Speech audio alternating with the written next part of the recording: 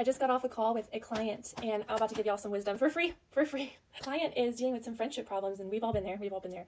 And one of the things that he was struggling with was basically not wanting to confront a friend that has been having some seriously problematic behavior for their whole friend group, not just for him.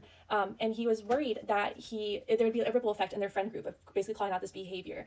And he was like, I don't want to make them feel excluded. I don't want to make them feel upset. I don't want to make them feel XYZ, you name it. And I'm like, dude, you're not making them feel anything. Like, you are karma. You're karma. You are a vessel for karma right now. Like, this person's problematic behavior, I don't care what the reason is. If it's they're having a bad day or they're drunk, that's like one of their favorite excuses. Is like, I was drunk, so that's why I did this or whatever. Really not an excuse. But it's like, this is not your problem. Like, their feelings are not something that you can control. It's not something that you can manipulate and influence. And you censoring yourself is doing yourself a disservice because you're abandoning yourself. And then it's also doing them a disservice by not giving them the bitter medicine that we all need sometimes. I need bitter medicine. You need bitter medicine.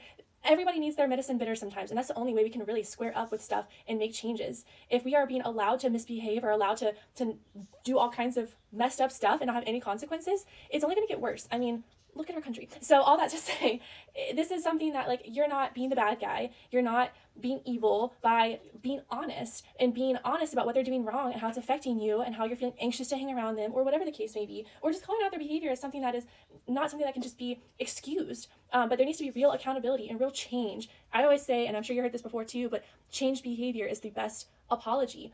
And so all that to say, if you're struggling with holding someone accountable or speaking up about something that's wrong, like an injustice or just something that's harmful or hurtful, know that if they are going to feel some kind of way about it, that's them getting their bitter medicine. That is them dealing with nature. That is cause and effect. That is karma. Whatever energy they're doing, they are going to get it back. And sometimes we have to be the deliverers of that karma. Speak your truth. Speak up for yourself. Stand up for others. Stand up for what's right. Do not allow behavior that is unhealthy and harmful to go unconfronted, to turn a passing glance. Like, that is not helpful for anyone. And sometimes people just think that nothing's wrong because no one is telling them that it's wrong. And if they lose friends, if they're not invited to stuff anymore, if people are leaving them out, that's what they deserve. That is a consequence for their action. It's not that people are conspiring to hurt this person. So maybe they need to feel like shit. Maybe they need to not be invited to stuff anymore if they're going to be problematic. So I said what I said.